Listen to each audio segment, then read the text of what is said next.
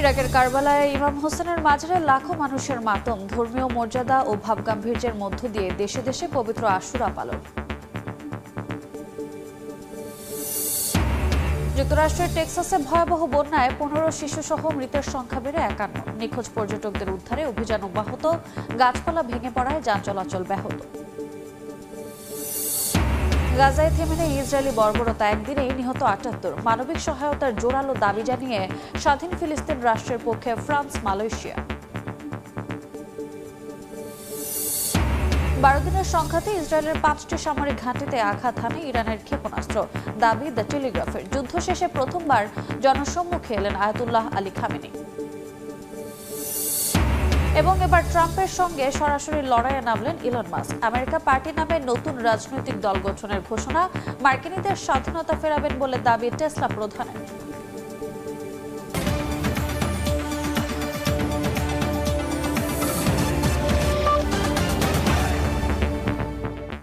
আন্তর্জাতিক সময়ের সঙ্গে আছি আমি রোজা চৌধুরী। দেশে দেশে যথাযথ ধর্মীয় মর্যাদা ও ভাবগাম্ভীর্যের মধ্য দিয়ে পালিত হচ্ছে পবিত্র আশুরা। ইরাকের কারবালায় ইমাম হোসেনের মাজারে ঢল নামে শিয়া মুসলমানদের। এছাড়া ইরান, পাকিস্তান সহ দেশে দেশে নিজস্ব ঐতিহ্য ও রীতিতে দিনটি স্মরণ করছেন লাখো মানুষ।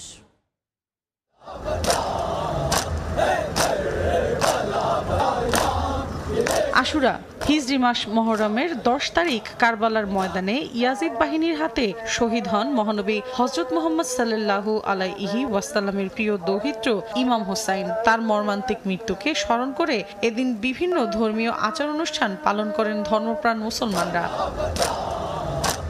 এরই ধারাবাহিকতায় স্থানীয় সময় শনিবার পাকিস্তানের করাচিতে পালিত হয়েছে শোকাবহ এ দিনটি। তাজিয়া মিছিলে ইয়া হুসাইন বলে নিজেদের বুকে আঘাত করেন বাসিন্দারা। এ সময় যে কোনো ধরনের অপ্রীতিকর পরিস্থিতি এড়াতে তৎপর ছিলেন আইন শৃঙ্খলা বাহিনী। একই দিন প্রচণ্ড দাবদাহ উপেক্ষা করে আশুরা পালনে ইরাকের রাজধানী বাগদাদের আল কাদিম মাজারে ছুটে যান বহু শিয়া মুসল্লি। তাদের হাতে ছিল লাল পতাকা, যা রক্তাক্ত কারবালার প্রতীক। একই চিত্র ইরানেও। রাজধানী তেহরানে বিশাল শোকাবহ মিছিল বের করেন ধর্মপ্রাণ শিয়া মুসল্লিরা। মৌসুমী সাথী, সময় সংবাদ। যুদ্ধবিরতির আলোচনার মধ্যেও গাজায় থেমে নেই ইসরায়েলি বর্বরতা। একদিনে প্রাণ হারিয়েছেন আরও অন্তত 78 জন। গাজায় যুদ্ধবিরতি ও মানবিক সহায়তার দাবিতে জোরালো আহ্বান জানিয়েছে ফ্রান্স ও মালয়েশিয়া। এদিকে সংঘাত বন্ধের দাবি জানিয়ে সরকার বিরোধী বিক্ষোভ করছেন ক্ষুব্ধ ইসরায়েলিরা। স্থানীয় সময় শনিবার অবরুদ্ধ গাজা উপত্যকার খান ইউনিস, নুসেইরাত সহ বিভিন্ন স্থানে হামলা চালায় ইসরায়েলি সেনারা। এতে হতাহত হন বেশ কয়েকজন। এক বিবৃতিতে বিষয়টি নিশ্চিত করে গাজার স্বাস্থ্য মন্ত্রণালয়। একই দিন গাজা হিউম্যানিটেরিয়ান ফাউন্ডেশন থেকে ত্রাণ সহায়তা নিতে গিয়েও প্রাণ হারান অনেকে। আহত হন 2 মার্কিন ত্রাণকর্মীও। এ ঘটনায় হামাসকে দায়ী করে ইসরায়েলের নগ্ন সমর্থন দেয়া যুক্তরাষ্ট্র। জাতিসংঘের বিশ্ব খাদ্য কর্মসূচি সংস্থা জানিয়েছে তারা গাজা উপত্যকায় খাদ্য সরবরাহ শুরু করেছে, তবে তা চাহিদার তুলনায় পর্যাপ্ত নয়। এ অবস্থায় উত্তর, দক্ষিণ ও কেন্দ্রীয় সীমান্ত পয়েন্ট দিয়ে প্রতিদিন অন্তত 100টি ত্রাণবাহী ট্রাক প্রবেশ করতে দিতে ইসরায়েলি কর্তৃপক্ষের প্রতি আহ্বান জানিয়েছে সংস্থাটি। তারা আরও জানায় 21 মে থেকে সীমান্ত খুলে দেওয়ার পর সীমিত পরিসরে ত্রাণ পাঠানো সম্ভব হয়েছে। তবুও এখন পর্যন্ত সরবরাহকৃত খাদ্য 20 লাখের বেশি মানুষের বেঁচে থাকার জন্য প্রয়োজনীয় পরিমাণের একটি ক্ষুদ্র অংশ মাত্র। গাজায় যুদ্ধবিরতি ও বন্দিমুক্তি চুক্তি নিয়ে আলোচনার জন্য একটি প্রতিনিধি দল কাতারে পাঠানোর সিদ্ধান্ত নিয়েছে ইসরায়েল। শীর্ষ এক ইসরায়েলি কর্মকর্তার বরাতে এ তথ্য জানিয়েছে ইসরায়েলের চ্যানেল 12। এদিকে অবিলম্বে গাজায় যুদ্ধবিরতি এবং মানবিক সহায়তার অবাধ প্রবেশাধিকার নিশ্চিত করার জোরালো দাবি জানিয়েছেন ফরাসি প্রেসিডেন্ট ইমানুয়েল ম্যাক্রো এবং মালয়েশিয়ার প্রধানমন্ত্রী আনোয়ার ইব্রাহিম। প্যারিসে এক যৌথ সংবাদ সম্মেলনে ফিলিস্তিনিদের জন্য একটি স্বাধীন রাষ্ট্র গঠনের পক্ষে মত দেন তারা। একই দিন নিজ দেশে আবারও তোপের মুখে পড়েন ইসরায়েলি প্রধানমন্ত্রী বিনিয়ামিন নেতানিয়াহু। সরকার বিরোধী বিক্ষোভে জনসমুদ্রে পরিণত হয় তেল আবিবের রাজপথ। স্লোগানে স্লোগানে যুদ্ধবিরতির পাশাপাশি জিম্মি স্বজনদের ফিরিয়ে আনার জোর দাবি জানান তারা। নেতানিয়াহুর বিরুদ্ধে প্ল্যাকার্ড বহন করেন অনেকে। মৌসুমী সাথী, সময় সংবাদ। প্যালেস্টাইন অ্যাকশনকে সন্ত্রাসী সংগঠন আখ্যা দিয়ে নিষিদ্ধ করায় বিক্ষোভে উত্তাল যুক্তরাজ্য। স্থানীয় সময় শনিবার লন্ডনের পার্লামেন্ট স্কয়ারের সামনে জড়ো হয়ে আন্দোলন করেন অনেকে। অন্যদিকে জার্মানির বার্লিনে ফিলিস্তিনিদের পক্ষে স্লোগান দেয় কয়েকজনকে আটক করে পুলিশ। ফিলিস্তিনিদের সমর্থনে স্লোগান দেয়ায় স্থানীয় সময় শনিবার জার্মানির বার্লিন থেকে এক আন্দোলনকারীর মুখ চেপে ধরে পুলিশ। এ সময় অনেকেই টেনে হিচড়ে মাটিতে ফেলে দেয় তারা। এ সময় গাজায় চলমান গণহত্যা অবিলম্বে বন্ধ করতে ইসরায়েলের উপর চাপ বাড়াতে আন্তর্জাতিক সম্প্রদায়কে আহ্বান জানান আন্দোলনকারীরা। স্থানীয় সময় শনিবার এমনই দৃশ্য দেখা যায় লন্ডনের পার্লামেন্ট স্কয়ারের সামনে। এদিন বিক্ষোভে নামেন প্যালেস্টাইন অ্যাকশন সংগঠনটির সদস্যরা। সংগঠনটির প্রতিবাদ সহিংস ছিল না, তবে পুলিশ পৌঁছেই ধরপাকড় চালায়। এর কয়েক ঘন্টা আগেই যুক্তরাজ্যের সরকার প্যালেস্টাইন অ্যাকশনকে সন্ত্রাসী সংগঠন হিসেবে নিষিদ্ধ ঘোষণা করে, যা মধ্যরাত থেকে কার্যকর হয়। শুক্রবার রাতে এই নিষেধাজ্ঞা ঠেকাতে শেষ মুহূর্তের আদালত লড়াইয়ে হেরে যায় সংগঠনটি। ব্রিটেনের সন্ত্রাস বিরোধী আইন অনুযায়ী প্যালেস্টাইন অ্যাকশন এখন একটি নিষিদ্ধ সংগঠন। পুলিশ জানায় নিষিদ্ধ সংগঠনের পক্ষে অবস্থান নিলে বা সদস্য হলে 14 বছরের কারাদণ্ড হতে পারে। প্যালেস্টাইন অ্যাকশনের বিরুদ্ধে অভিযোগ, তারা 20 জুন অক্সফোর্ডশায়ারের একটি ঘাঁটিতে প্রবেশ করে 2টি যুদ্ধবিমানের লাল রং ছোড়ে এবং রেঞ্চ দিয়ে আঘাত করে। আন্দোলন হয়েছে সুইডেনের রাজধানী স্টকহোমেও। গণহত্যা বন্ধ করো এ স্লোগানে রাস্তায় নামেন ফিলিস্তিনের সমর্থকরা। প্রতীকী শিশু পুতুল আর প্রধানমন্ত্রী ক্রিস্টারসনের নীরব ভূমিকার কথা তুলে ক্ষোভ জানান বিক্ষোভকারীরা। মৌসুমী সাথী, সময় সংবাদ। সাম্প্রতিক যুদ্ধে ইরানের ক্ষেপণাস্ত্র ইসরায়েলের অন্তত 5টি সামরিক ঘাঁটিতে সরাসরি আঘাত হেনেছে। স্যাটেলাইট রাডার তথ্যের ভিত্তিতে চাঞ্চল্যকর এ দাবি করেছে যুক্তরাজ্যের সংবাদ মাধ্যম দ্য টেলিগ্রাফ। পাশাপাশি আরও 36টি স্থানে ইরানি ক্ষেপণাস্ত্রের আঘাত হানার তথ্য পাওয়া গেছে। তবে এ বিষয়ে কোনো ধরনের মন্তব্য করতে অস্বীকৃতি জানিয়েছে ইসরায়েলের সামরিক বাহিনী আইডিএফ। বিশেষজ্ঞদের ধারণা, সরকারিভাবে ইসরায়েল যুদ্ধের ক্ষয়ক্ষতির যে চিত্র তুলে ধরছে, প্রকৃত অবস্থা তার চেয়ে অনেক বেশি হতে পারে। গত 24 জুন ইরান ইসরায়েল যুদ্ধবিরতি হলেও প্রায় প্রতিদিনই আন্তর্জাতিক গণমাধ্যমের শিরোনামে উঠে আসছে মধ্যপ্রাচ্যের ইরানের ক্ষেপণাস্ত্র ইসরায়েলের অন্তত 5টি সামরিক ঘাঁটিতে সরাসরি আঘাত এনেছে বলে দাবি করেছে যুক্তরাজ্যের সংবাদ মাধ্যম দ্য টেলিগ্রাফ। পাশাপাশি আরও 36টি স্থানে ইরানি ক্ষেপণাস্ত্রের আঘাত হানার তথ্য পাওয়া গেছে, যা দেশটির আকাশ প্রতিরক্ষা ব্যবস্থা ভেদ করে আবাসিক ও শিল্প কাঠামোতে উল্লেখযোগ্য ক্ষতি সাধন করেছে। স্যাটেলাইট রাডার তথ্যের ভিত্তিতে চাঞ্চল্যকর এ দাবি করেছে সংবাদ মাধ্যমটি। যদিও এসব হামলার ঘটনা ইসরায়েল সরকার এখন পর্যন্ত আনুষ্ঠানিকভাবে স্বীকার করেনি। এছাড়া সামরিক বাহিনীর কড়া বিধিনিষেধের কারণে ইসরায়েলি কোনো সংবাদ মাধ্যম এ নিয়ে খবর প্রকাশ করতে পারেনি। রাডার চিত্রগুলো বিশ্লেষণ করে দেখেছেন যুক্তরাষ্ট্রের ওরেগন স্টেট ইউনিভার্সিটির একদল গবেষক। স্যাটেলাইট রাডারের তথ্য বিশ্লেষণ করে যুদ্ধক্ষেত্রে বোমার ক্ষয়ক্ষতি শনাক্তে পারদর্শী এ গবেষকরাই বিষয়টি টেলিগ্রাফকে জানান। তথ্য অনুযায়ী উত্তর, দক্ষিণ এবং মধ্য ইসরায়েলের বিভিন্ন এলাকার সামরিক স্থাপনায় ইরানের 6টি ক্ষেপণাস্ত্র আঘাত হানে। এর মধ্যে একটি বড় বিমান ঘাঁটি, একটি গোয়েন্দা তথ্য সংগ্রহ কেন্দ্র এবং একটি লজিস্টিক ঘাঁটি রয়েছে। বিশেষজ্ঞদের ধারণা, সরকারিভাবে ইসরায়েল যুদ্ধের ক্ষয়ক্ষতির যে চিত্র তুলে ধরেছে, প্রকৃত অবস্থা তার চেয়ে অনেক বেশি হতে পারে। বিশেষজ্ঞরা আরও জানান, সময়ের সঙ্গে সঙ্গে কেন ইরানের ক্ষেপণাস্ত্র বেশি পরিমাণে ইসরায়েলের নিরাপত্তা ব্যবস্থা ভেদ করতে পারল তা স্পষ্ট নয়। তবে এর কারণ হতে পারে ইসরায়েল তাদের সীমিত ক্ষেপণাস্ত্র বিধ্বংসী ক্ষেপণাস্ত্র অর্থাৎ ইন্টারসেপ্টর রয়েসে ব্যবহার করেছিল। অন্যদিকে ইরানের ক্ষেপণাস্ত্র ছোড়ার পদ্ধতিও উন্নত হয়েছে এবং তারা হয়তো বেশি পরিমাণে অত্যাধুনিক ক্ষেপণাস্ত্র ব্যবহার করেছিল বলেও মনে করেন তারা। এছাড়া দ্য টেলিগ্রাফের পক্ষ থেকে সম্প্রতি ইসরায়েলের সামরিক বাহিনী আইডিএফ এর কাছে ইরানের ক্ষেপণাস্ত্র হামলা ও ঘাঁটির ক্ষয়ক্ষতি সম্পর্কে জানতে চাওয়া হলেও তারা এ বিষয়ে কোনো মন্তব্য করতে রাজি হয়নি। আইডিএফ এর একজন মুখপাত্র জানান, ক্ষেপণাস্ত্র প্রতিরক্ষা বা ঘাঁটির ক্ষয়ক্ষতির বিষয়ে কিছুই বলা যাবে না। তবে অভিযানের সময় জুড়ে সংশ্লিষ্ট সব ইউনিট কার্যক্রম চালু রাখতে সক্ষম হয়েছিল বলেও জানান তিনি। মৌসুমী সাথী, সময় সংবাদ। এদিকে ইসরায়েলের সঙ্গে যুদ্ধবিরতির পর প্রথমবারের মতো জনসমক্ষে এলেন ইরানের সর্বোচ্চ ধর্মীয় নেতা আয়াতুল্লাহ আলী খামেনি। স্থানীয় সময় শনিবার পবিত্র আশুরা উপলক্ষে আয়োজিত এক ধর্মীয় অনুষ্ঠানে অংশ নেন তিনি। রাষ্ট্রীয় টেলিভিশনে প্রচারিত ভিডিওটিতে দেখা যায়, অনুষ্ঠানে উপস্থিত জনতা খামেনির প্রবেশের সময় স্লোগান দিচ্ছেন।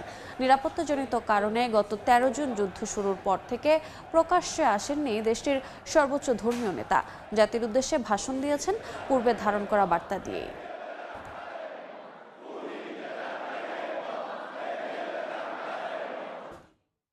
ডোনাল্ড ট্রাম্পকে টেক্কা দিতে আমেরিকা পার্টি নামে নতুন রাজনৈতিক দল গঠনের ঘোষণা দিয়েছেন ইলন মাস্ক। সামাজিক যোগাযোগ মাধ্যম এক্সে দেয়া এক পোস্টে মাস্ক বলেন, মার্কিনদের স্বাধীনতা ফিরিয়ে দিতেই দলটির জন্ম হলো। এ বিষয়ে এখনও কোনো প্রতিক্রিয়া জানাননি মার্কিন প্রেসিডেন্ট। বিশেষজ্ঞরা বলছেন, নতুন রাজনৈতিক দল গঠনের মধ্য দিয়ে ট্রাম্প মাস্ক বিরোধ আরও বাড়বে। ট্রাম্পের নির্বাচনী প্রচারণার সময় বড় অঙ্কের অর্থ দিয়েছিলেন ধনকুবের ইলন মাস্ক। নতুন মার্কিন প্রশাসনে সরকারি দক্ষতা বিভাগের প্রধান হিসেবেও কাজ করেছিলেন। কিন্তু ট্রাম্পের নতুন ব্যয় পরিকল্পনা নিয়ে মাস্কের সঙ্গে তার মতবিরোধ সৃষ্টি হয়। এর জেরে পদত্যাগ করেন মাস্ক। বিলটি আইনে পরিণত করে নতুন রাজনৈতিক দল গঠন করবেন বলেও ঘোষণা দিয়েছিলেন। বিল পাশের পর এবার সত্যিই দল গঠন করলেন ইলন মাস্ক। নতুন রাজনৈতিক দলের বিষয়ে শনিবার সামাজিক যোগাযোগ মাধ্যম এক্সে পোস্ট দিয়ে জানান টেসলা প্রধান। দলটির নাম দিয়েছেন আমেরিকা পার্টি। পোস্টে মাস্ক লেখেন, মার্কিন নাগরিকদের স্বাধীনতা ফিরিয়ে দিতে আমেরিকা পার্টির জন্ম হলো। তবে মাস্কের এমন ঘোষণার পর মার্কিন প্রেসিডেন্ট ডোনাল্ড ট্রাম্প বা হোয়াইট হাউসের পক্ষ থেকে তাৎক্ষণিক কোনো প্রতিক্রিয়া জানানো হয়নি। যুক্তরাষ্ট্রের নতুন রাজনৈতিক দল দরকার কিনা সম্প্রতি এমন একটি জরিপ চালান মাস্ক। এক্সে চালানো ওই জরিপে প্রায় 12 লাখ ভোট পড়ে, যার 2/3 নতুন দল চেয়েছে বলে জানান তিনি। বিশেষজ্ঞরা বলছেন, মাস্কের নতুন রাজনৈতিক দল গঠনের মধ্য দিয়ে ট্রাম্পের সঙ্গে তার বিরোধ নতুন মাত্রা পেয়েছে।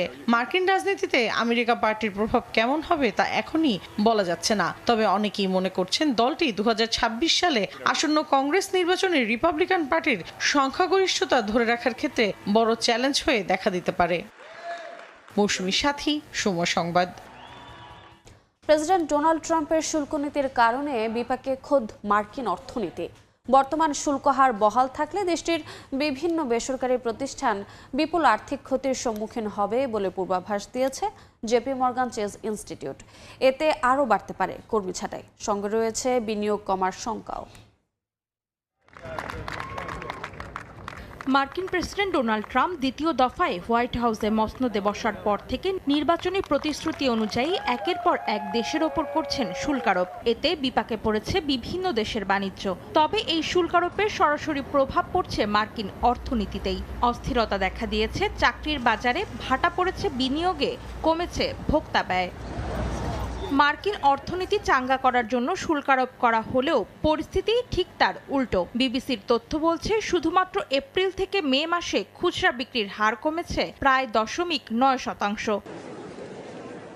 সাম্প্রতিক সময়ে দেশটিতে বেড়েছে বেকারত্বের হার। বেশ কয়েকটি প্রতিষ্ঠানে বিপুল সংখ্যক কর্মী ছাঁটাইয়ের কারণে এই হার ঠেকেছে 4.2%। বিশ্লেষকরা বলছেন, বর্তমান শুল্ক হার অব্যাহত থাকলে প্রতিষ্ঠানগুলোয় বাড়বে কর্মী প্রতি খরচ। বিনিয়োগকারীদের শঙ্কা, ট্রাম্প যদি নতুন করে প্রত্যাশার চেয়ে বেশি শুল্ক আরোপ করেন তবে বড় ধাক্কা লাগবে মার্কিন বাজারে। এদিকে 1 থেকে 100 কোটি ডলারের বার্ষিক আয় রয়েছে এমন প্রতিষ্ঠানের তথ্য বিশ্লেষণ করে জেপি মর্গান চেজ ইনস্টিটিউট পূর্বাভাস দিয়েছে, ট্রাম্পের শুল্ক নীতির কারণে মাঝারি আকারের মার্কিন কোম্পানিগুলো 8,230 কোটি ডলারের ক্ষতির সম্মুখীন হতে পারে। বিশ্লেষণ অনুযায়ী কোম্পানিগুলো বিশেষ করে চীন, ভারত ও থাইল্যান্ড থেকে আমদানির ওপর ব্যাপকভাবে নির্ভরশীল। তাই ট্রাম্পের শুল্ক নীতি পরিকল্পনায় খুচরা ও পাইকারি খাত সবচেয়ে বেশি ক্ষতির মুখে পড়বে বলে আশঙ্কা জেপি মর্গানের। অন্তরা সেন, সময় সংবাদ। আন্তর্জাতিক সময় আরও থাকছে। জার্মানিতে রেকর্ড হারে বেড়েছে আশ্রয় প্রার্থীর সংখ্যা। গেল বছর শরণার্থী ও সুরক্ষা পাওয়া মানুষের সংখ্যা পৌঁছেছে 33 লাখে। পরিস্থিতি নিয়ন্ত্রণে কঠোর অবস্থানে সরকার।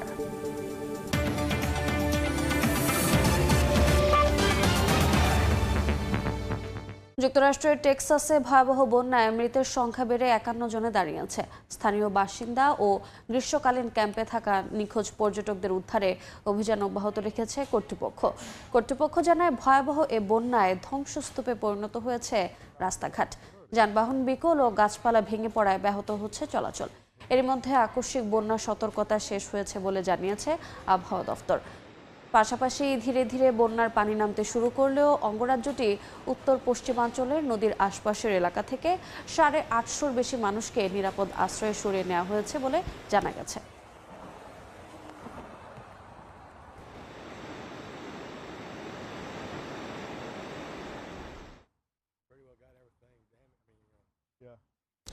এদিকে ভারী বৃষ্টি ও বন্যায় বিপর্যস্ত চীনের গানসু ও ইউনান প্রদেশ।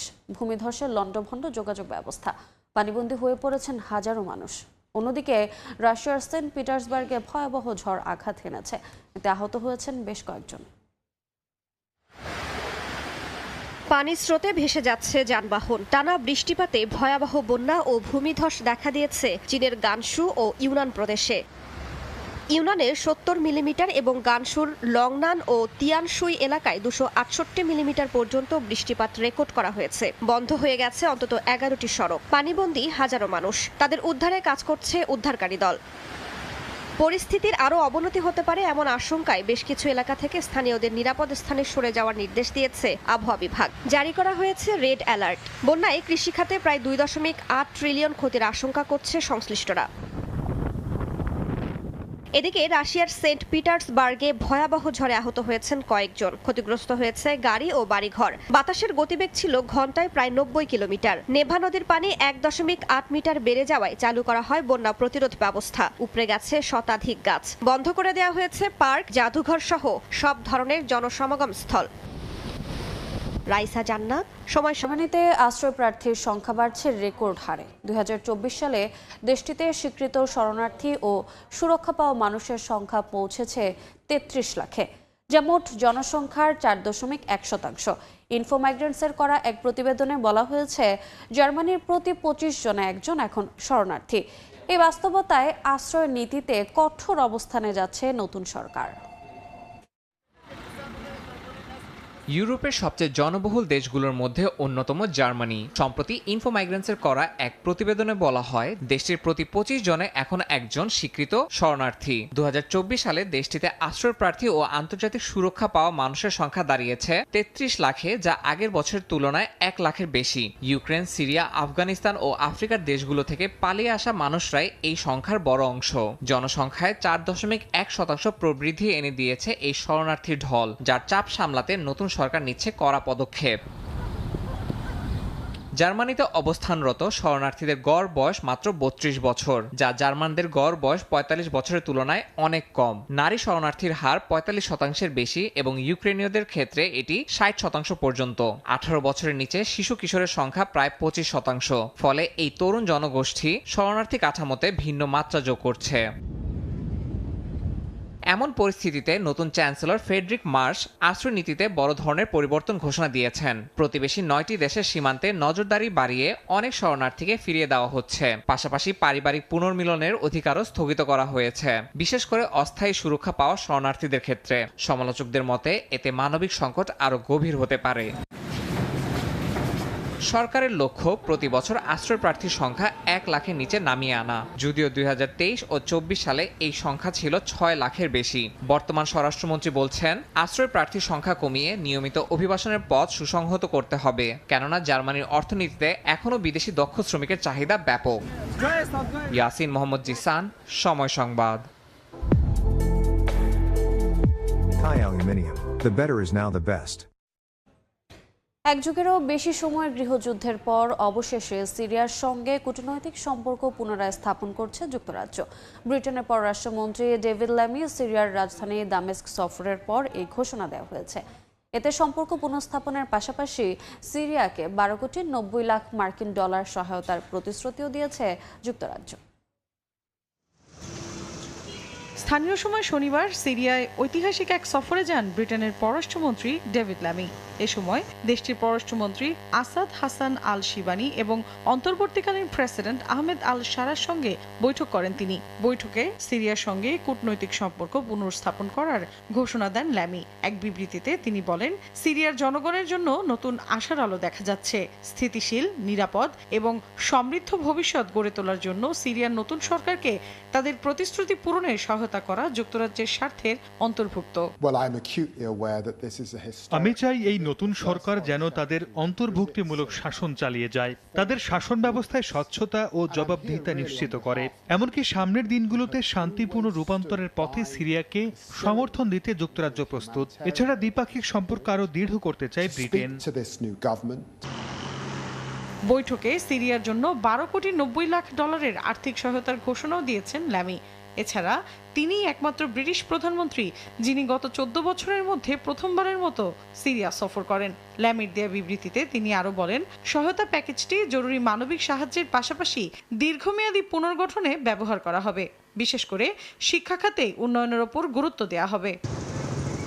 চলতি বছর এপ্রিলে সিরিয়ার বিরুদ্ধে আরোপিত নিষেধাজ্ঞা শিথিলের ঘোষণা দেয় ব্রিটেন। এই ঘোষণার পর বিনিয়োগ উৎসাহিত করার জন্য সিরিয়ার কেন্দ্রীয় ব্যাংক ও বিভিন্ন তেল কোম্পানি সহ 23টি সংস্থার সম্পদ অবমুক্ত করা হয়। তবে সিরিয়ার প্রেসিডেন্ট বাশার আল আসাদ সরকারের সদস্যদের ওপর আরোপিত নিষেধাজ্ঞা বহাল রাখা হয়েছে। মৌসুমী সাথী, সময় সংবাদ। তালেবান সরকারের স্বীকৃতিতে রাশিয়া প্রথম দেশ হিসেবে এগিয়ে এলো। 2021 সালে ক্ষমতা দখলের পর এটি তালেবানের জন্য বড় কূটনৈতিক বিজয়। আফগানিস্তানের দীর্ঘ ইতিহাসের উত্থান পতনের পর রাশিয়ার এই পদক্ষেপ আন্তর্জাতিক কূটনৈতিক সম্পর্কেও নতুন মোড়ে দাঁড় করিয়েছে। বিশ্লেষকরা বলছেন, পুতিন প্রশাসনের পর মধ্য এশিয়ার কয়েকটি দেশ ও চীন হয়তো তালেবান সরকারের পরবর্তী স্বীকৃতিদাতাদের মধ্যে থাকতে পারে। 2021 সালে কাবুল দখলের মধ্য দিয়ে আফগানিস্তানের ক্ষমতায় ফেরে তালেবান। তবে দীর্ঘদিন কোনো দেশ তাদের সরকারকে আনুষ্ঠানিক স্বীকৃতি দেয়নি। গেল বৃহস্পতিবার প্রথম দেশ হিসেবে তালেবানকে স্বীকৃতি দিয়েছে রাশিয়া। এর মাধ্যমে পরিবহন, জ্বালানি ও অবকাঠামো খাতে দ্বিপাক্ষিক সহযোগিতার বার্তাও দিয়েছে মস্কো। রুশ রাষ্ট্রদূতের সঙ্গে সাক্ষাতে তালেবান পররাষ্ট্রমন্ত্রী আমির খান মুত্তাকিকে এই সিদ্ধান্ত জানানো হয়। এক্সে দেয়া পোস্টে ভিডিও বার্তায় মুত্তাকি বলেন, এটি অন্যদের জন্য উদাহরণ হবে। এক দশক আগে যেসব দেশ তালেবানকে সন্ত্রাসী সংগঠন বলতো, তারাই এখন নতুন সম্পর্ক গড়ার আগ্রহ দেখাচ্ছে। মুত্তাকি আরও বলেন, এটাই প্রমাণ করে তালেবানের অবস্থান বিশ্বের কাছে কতটা বদলে গেছে। তালেবান ও রাশিয়ার সম্পর্ক বহু পুরনো হলেও ইতিহাসে রক্তাক্ত অধ্যায়ও রয়েছে। 1979 সালে আফগানিস্তানে সোভিয়েত হামলা, 15,000 রুশ সেনার মৃত্যু, 1996 সালে তালেবানের হাতে জাতিসংঘের একটি কম্পাউন্ডে আশ্রয়ে থাকা সাবেক সোভিয়েত সমর্থিত প্রেসিডেন্ট মোহাম্মদ নাজিবুল্লাহর হত্যার মতো ঘটনা রাশিয়ার স্মৃতিতে স্পষ্ট। সেই সম্পর্কেই এখন নাটকীয় মোড়। আন্তর্জাতিক পর্যায়ে এখনও তালেবান সরকারকে রাশিয়া ছাড়া স্বীকৃতি দেয়নি কেউ। তবে চীন, ইরান, পাকিস্তান ও ভারত নানা কৌশলে তালেবানের সঙ্গে যোগাযোগ রাখছে। বিশেষজ্ঞদের মতে রাশিয়ার এই স্বীকৃতি একটি ভূ রাজনৈতিক বার্তা, বিশেষ করে মার্কিন নেতৃত্বাধীন প্রভাব বলয়ের বাইরে নিজস্ব প্রভাব বিস্তারের কৌশল। বিশ্লেষকরা বলছেন, তালেবান আন্তর্জাতিক স্বীকৃতির জন্য দীর্ঘদিন ধরে চেষ্টা চালিয়ে যাচ্ছে। রাশিয়ার এই স্বীকৃতি তাদের জন্য এক বড় কূটনৈতিক বিজয়। পর্যবেক্ষকদের মতে মধ্য এশিয়ার কয়েকটি দেশ ও চীন হয়তো তালেবান সরকারের পরবর্তী স্বীকৃতিদাতাদের মধ্যে থাকতে পারে। ফারহাদ চৌধুরী, সময় সংবাদ।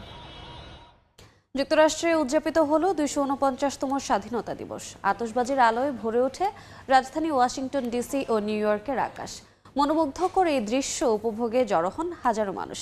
দিনটি উপলক্ষে হোয়াইট হাউসেও ছিল নানা আয়োজন। সেখানে উপস্থিত ছিলেন মার্কিন প্রেসিডেন্ট ডোনাল্ড ট্রাম্প ও স্ত্রী মেলানিয়া ট্রাম্প।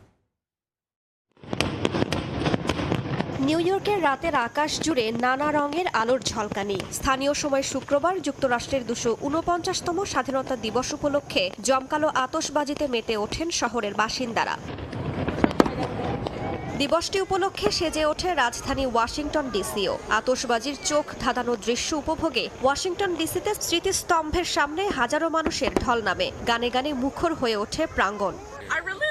এই বছর আতশবাজিগুলো আমার দারুণ লেগেছে। মনে হয় গত বছরের চেয়ে ভালো ছিল। শেষটা ছিল অসাধারণ। টানা অনেকগুলো আতশবাজি একসঙ্গে ফেটে পড়ছিল আকাশ জুড়ে। এক কথায় দারুণ। এটা আমার জীবনের সবচেয়ে সুন্দর আতশবাজি। আর এই মুহূর্তটা আরো বিশেষ, কারণ এই মুহূর্তে আমরা মার্কিন নাগরিক হিসেবে 4 জুলাই উদযাপন করছি। দিনটি ঘিরে হোয়াইট হাউস জুড়েও ছিল লাল, সাদা, নীল রঙের পতাকা ও ব্যানার। স্ত্রী মেলানিয়া ট্রাম্পকে নিয়ে আতশবাজির মনোমুগ্ধকর দৃশ্য উপভোগ করেন মার্কিন প্রেসিডেন্ট ডোনাল্ড ট্রাম্প। পরে হোয়াইট হাউসের সামনে সঙ্গীত পরিবেশন করে ইউনাইটেড স্টেটস মেরিন ব্যান্ড। ছিল 80-র দশকের পপ সঙ্গীত। আমি মনে করি প্রেসিডেন্ট হিসেবে আমার প্রায় 6 মাসই সবচেয়ে সফল সময় ছিল। অনেকেই বলছে এটাই ছিল ইতিহাসের সেরা 6 মাস। আর আমি নিশ্চিতভাবে জানি গত 2 সপ্তাহে জয়, জয় আর জয় হয়েছে। এমন কিছু আগে কখনো ঘটেনি। 1776 সালের 4 জুলাই ব্রিটিশ শাসনের অবসান ঘটিয়ে স্বাধীনতা ঘোষণা করেছিল তৎকালীন 13টি কলোনি। সেই দিনের স্মৃতি ঘিরে প্রতি বছর এই দিনটি যুক্তরাষ্ট্রের স্বাধীনতা দিবস হিসেবে উদযাপন করা হয়। প্যারেড, ব্যান্ড মিউজিক, ঐতিহ্যবাহী পোশাক পরে দিনটি উদযাপনে মেতে ওঠেন দেশটির সাধারণ মানুষ। রাইসা জান্নাত, সময়। দেখছেন আন্তর্জাতিক সময়।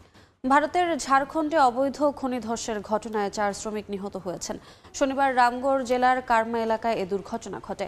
রাত 11:30 কারমা খনি প্রকল্পে ধস নামলে 4 শ্রমিকের মৃত্যু হয় বলে জানান গ্রামের প্রধান খগেশ্বর মাহাতো। নিহতদের স্বজনদের আহাজারিতে ভারী হয়ে ওঠে এলাকা।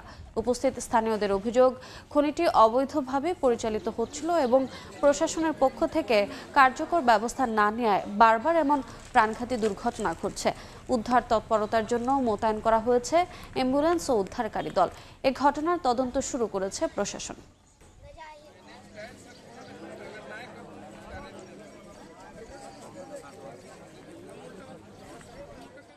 পাকিস্তানের মুজাফফরগড়ে যাত্রীবাহী বাস ও ট্রেলারের সংঘর্ষে নিহত হয়েছেন অন্তত 6 জন, আহত হয়েছেন 18 যাত্রী। স্থানীয় সময় শনিবার লঙ্গর সরাই এলাকায় এ দুর্ঘটনা ঘটে। উদ্ধারকর্মীরা জানান নিহতদের মধ্যে নারী ও শিশু রয়েছে। বাসটি আলিপুর থেকে লাহোরের দিকে যাওয়ার পথে ট্রেলারের সঙ্গে সংঘর্ষ হয়। আহতদের মধ্যে কয়েকজনের অবস্থা আশঙ্কাজনক বলে জানা গেছে। দুর্ঘটনার কারণ জানতে তদন্ত শুরু করেছে কর্তৃপক্ষ।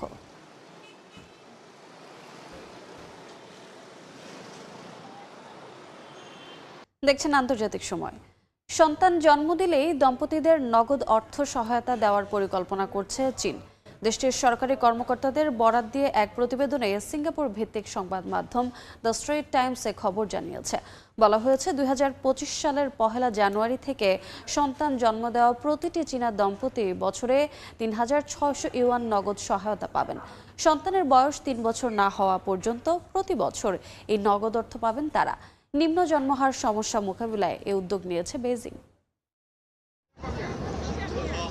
একসময় বিশ্বের সবচেয়ে জনবহুল দেশ হিসেবে পরিচিত ছিল চীন, কিন্তু টানা 3 বছর ধরে জন্মহার হ্রাসের কারণে দেশটি এখন মানব সম্পদ সংকটে। তাই জন্মহার বাড়াতে নানা প্রণোদনার পথে হাঁটছে বেইজিং। চীনের সরকারি কর্মকর্তাদের বরাত দিয়ে এক প্রতিবেদনে সিঙ্গাপুর ভিত্তিক সংবাদ মাধ্যম দ্য স্ট্রেইট টাইমস জানিয়েছে 2025 সালের 1 জানুয়ারি থেকে সন্তান জন্ম দেওয়া প্রতিটি চীনা দম্পতিকে বছরে 3600 ইউয়ান বা বাংলাদেশি মুদ্রায় প্রায় 78,000 টাকা সহায়তা দেবে দেশটির সরকার। সন্তানের বয়স 3 বছর না হওয়া পর্যন্ত প্রতি বছর এই নগদ অর্থ পাবেন তারা। দীর্ঘদিন ধরে এক সন্তান নীতি অনুসরণ করার কারণে বয়স্ক জনগোষ্ঠীর সংখ্যা বেড়েছে। এছাড়া কমেছে কর্মক্ষম মানুষ এবং তৈরি হয়েছে লিঙ্গীয় ভারসাম্যহীনতা। এই সংকট মোকাবিলায় 2016 সালে এক সন্তান নীতি বাতিল করে 2 সন্তান নীতি চালু করে সরকার। 2021 সালে সেটিও পরিবর্তন করে চালু করা হয় 3 সন্তান নীতি। তবে এত কিছুর পরও জন্মহারে উল্লেখযোগ্য কোনো পরিবর্তন আসেনি দেশটিতে।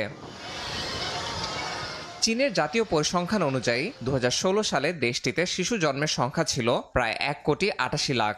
2024 সালে সেই সংখ্যা কমে দাঁড়ায় 95 লাখে, যা বিগত দশকের তুলনায় প্রায় অর্ধেক।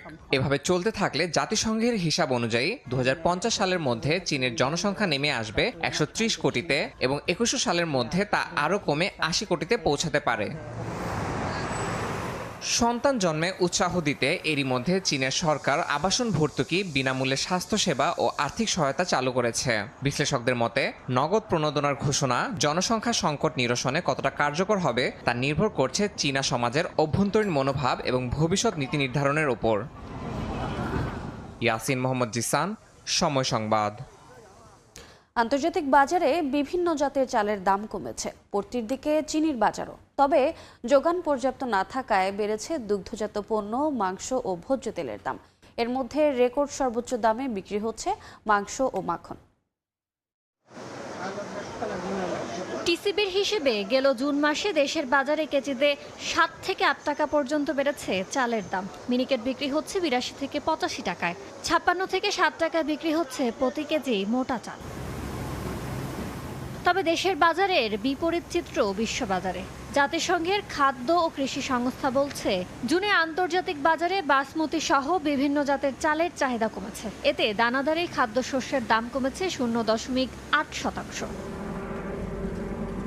পর্যাপ্ত সরবরাহ থাকায় নিম্নমুখী ভুট্টা, জোয়ার ও বার্লির বাজার মে মাসের তুলনায় জুনে দাম কমেছে 1.5%। তবে কিছুটা বেড়েছে গমের দর। এদিকে আবহাওয়া অনুকূলে থাকায় বাড়তে পারে চিনির উৎপাদন। এতেই টানা 4 মাসের ধারাবাহিকতায় জুনেও চিনির দাম কমেছে 5.2%। 2021 সালের এপ্রিলের পর আন্তর্জাতিক বাজারে চিনির দাম সর্বনিম্ন পর্যায়ে রয়েছে।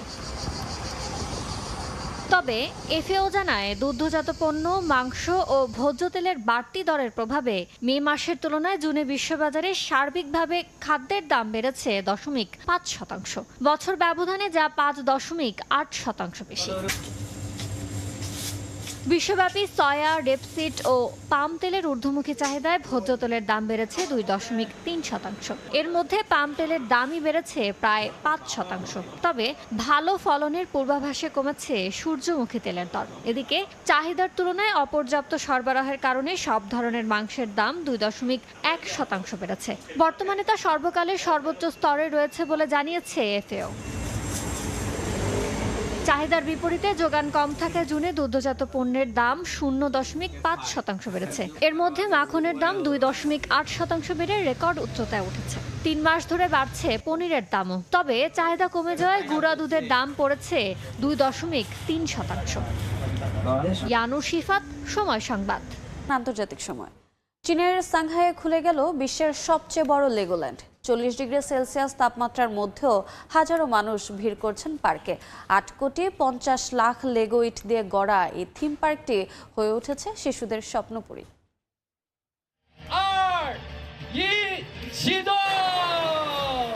স্থানীয় সময় শনিবার সকালে সাংহাইয়ের জিনশান জেলায় আনুষ্ঠানিকভাবে উদ্বোধন হয় চীনের প্রথম এবং বিশ্বের সবচেয়ে বড় লেগোল্যান্ড পার্কের। উদ্বোধনী মঞ্চে উপস্থিত ছিলেন Lego CEO Niels B Christiansen সহ সরকারি কর্মকর্তারা। 3 লাখ স্কয়ার মিটারের এই থিম পার্কে রয়েছে 75টিরও বেশি রাইড ও নানা আকর্ষণ। আজকে আবহাওয়া মোটামুটি ভালোই, হালকা বাতাস আছে। রোদ একটু বেশি হলেও পার্কের ভেতরে প্রচুর শীতাতপ নিয়ন্ত্রিত জায়গা আর পানির স্টেশন রয়েছে, তাই ঘোরাঘুরি করতে আরামই লাগছে। চরম গরম উপেক্ষা করে ছোট বড় সবাই হাজির হন লেগোল্যান্ডে। যদিও সাংহাই আবহাওয়া অফিস সতর্কতা জারি করে তাপমাত্রা 37 ডিগ্রি ছাড়িয়ে যাওয়ার আশঙ্কা জানায়, তবুও টিকিট ছিল হাউসফুল। দর্শকদের স্বাগত জানাতে কর্মীরা পানির বোতল বিতরণ করেন, কেউ কেউ পেলেন ফার্স্ট এইডও। পার্কে ছিল শিশুদের জন্য পানির ফোয়ারা, আইসক্রিম আর গিফট শপে রং বেরঙের লেগো খেলনা। থিম রাইড, ক্যারোসেল আর রোলার কোস্টারে ছিল দীর্ঘ লাইন। পার্কটি পরিচালনা করছে ব্রিটিশ কোম্পানির মার্লিন এন্টারটেইনমেন্টস ও সাংহাই জিনশান জেলার স্থানীয় প্রশাসন। ইয়াসমিন অনন্যা, সময় সংবাদ। আন্তর্জাতিক সময়ের শীর্ষ সংবাদ জানিয়ে দিচ্ছে আরেকবার।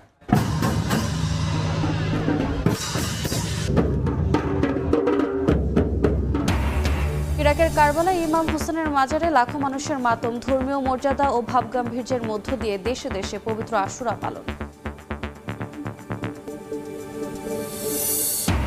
যুক্তরাষ্ট্রের টেক্সাসে ভয়াবহ বন্যায় 15 শিশু সহ মৃতের সংখ্যা বেড়ে 51। নিখোঁজ পর্যটকদের উদ্ধারে অভিযান অব্যাহত। গাছপালা ভেঙে পড়ায় যান চলাচল ব্যাহত। এবং গাজায় থেমে নেই ইসরায়েলি বর্বরতা, একদিনে নিহত 78। মানবিক সহায়তার জোরালো দাবি জানিয়ে স্বাধীন ফিলিস্তিন রাষ্ট্রের পক্ষে ফ্রান্স, মালয়েশিয়া।